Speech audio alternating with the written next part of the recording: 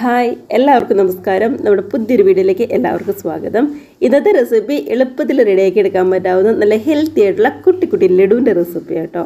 നമ്മുടെ റാഗി പൗഡർ ഉപയോഗിച്ചിട്ടാണ് ഈ ലഡു നമ്മൾ റെഡിയാക്കി എടുക്കുന്നത്.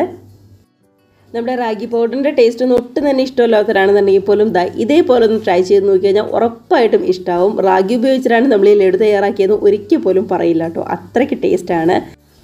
മാത്രമല്ല ഒരു 3-4 ചേരുവ മാത്രം മതിയാവും നമുക്ക് റെസിപ്പി ചെയ്തെടുക്കാനും വേണ്ടിയിട്ട്. അപ്പോൾ എളുപ്പത്തിൽ നല്ല ടേസ്റ്റി ആയിട്ട് ഹെൽത്തി ആയിട്ട് എങ്ങനെയാണ് നമ്മുടെ ഈ ലഡു തയ്യാറാക്കുന്നതെന്ന് കണ്ടു നോക്കാം.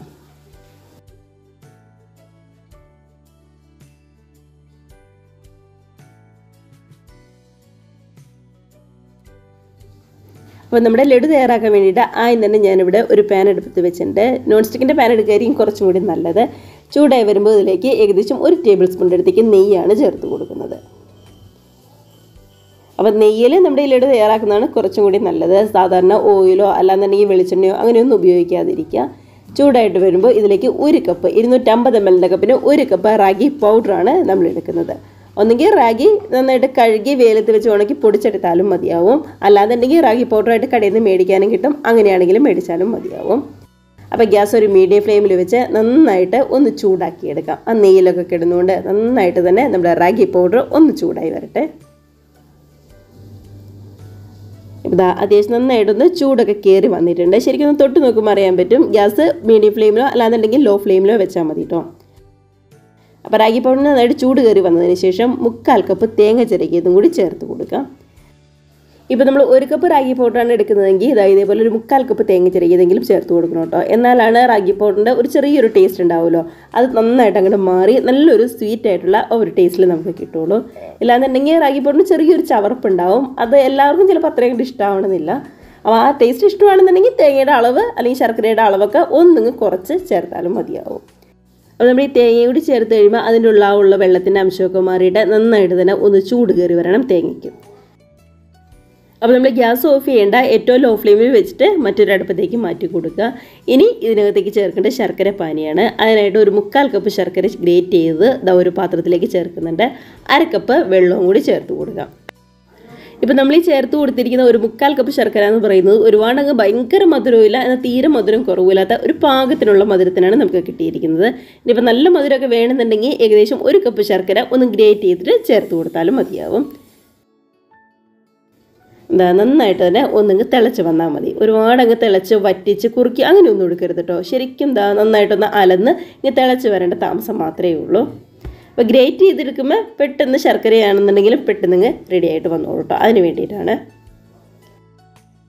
അങ്ങനെ നമ്മുടെ തേങ്ങയും അതേപോലെ തന്നെ റാഗിയൊക്കെ ആണെങ്കിലും നന്നായിട്ട് ചൂടൊക്കെ കയറി തേങ്ങയുടെ ആ ഒരു പച്ചച്ചുവയൊക്കെ ആണെങ്കിലും ശരിക്കും ഒന്ന് മാറി വന്നിട്ടുണ്ട്.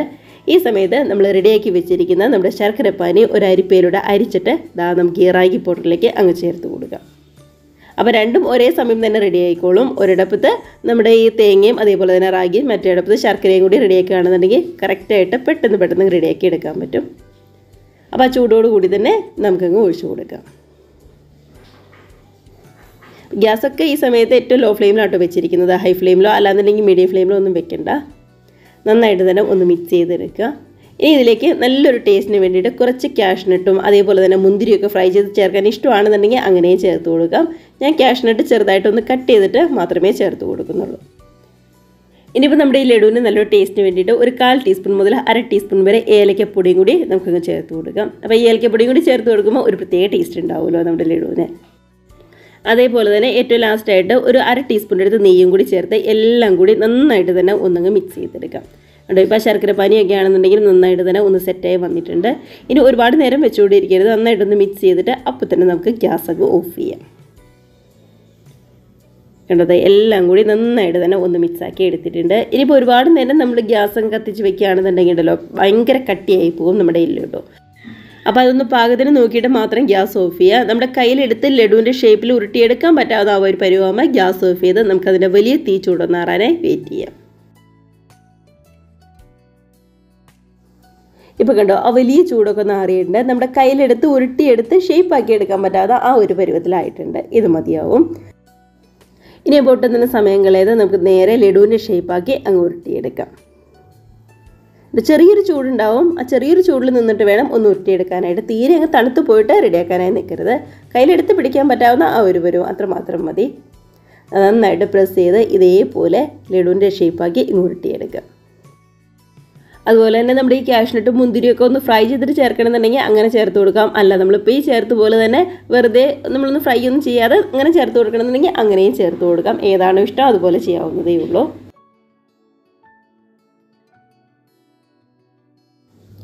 അങ്ങനെ നമ്മുടെ എല്ലാ ലഡുവും ഇവിടെ റെഡിയാക്കി എടുത്തിട്ടുണ്ട്. ഏകദേശം ഒരു 12 എണ്ണം നമുക്ക് റെഡിയാക്കി കിട്ടിയിട്ടുണ്ട് കേട്ടോ. ഒരു മീഡിയം വലിപ്പത്തിലുള്ള 12 ലഡു. ഒരുപാട് വലിപ്പമുള്ളതല്ല, തീരെ അങ്ങ് ചെറുതുമല്ലാത്ത ഒരു 12 എണ്ണം നമുക്ക് കിട്ടിയിട്ടുണ്ട്.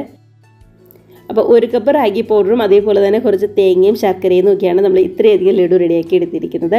ഉറപ്പായിട്ടും ട്രൈ ചെയ്ത് നോക്കാം കേട്ടോ, എല്ലാവർക്കും ഇഷ്ടമാവും. മധുരത്തിൻ്റെ അളവ് ഞാൻ നേരത്തെ പറഞ്ഞ പോലെ തന്നെ മധുരം നന്നായിട്ട് വേണമെന്നുണ്ടെങ്കിൽ ഏകദേശം 1 കപ്പ് ചേർത്ത് കൊടുക്കാം. ഇല്ല നോർമലായിട്ടുള്ള മധുരം മതിയെങ്കിൽ ഇത്രയും മാത്രം മതിയാവും. അതേപോലെ തന്നെ തേങ്ങയൊക്കെ ചേർക്കുമ്പോൾ ആ റാഗി പൗഡറിൻ്റെ ആ ഒരു ടേസ്റ്റൊക്കെ ഒന്ന് മാറിയിട്ട് നല്ല സ്വീറ്റായിട്ടുള്ള ഒരു ലഡുവായി തന്നെ നമുക്ക് കിട്ടും. ഉറപ്പായിട്ടും ഇതേപോലെ ട്രൈ ചെയ്തിട്ടില്ല എന്നുണ്ടെങ്കിൽ ട്രൈ ചെയ്ത് നോക്കുക. കമൻസൊക്കെ മറക്കാതെ അറിയിക്കുക. അതേപോലെ തന്നെ വീഡിയോ ഒക്കെ നിങ്ങൾക്ക് ഇഷ്ടമായിട്ടുണ്ടെങ്കിൽ ഒന്ന് ലൈക്ക് അടിച്ച് മറ്റുള്ളവരിലേക്ക് ഷെയർ കൂടി ചെയ്യാനായിട്ട് മറക്കല്ലേ.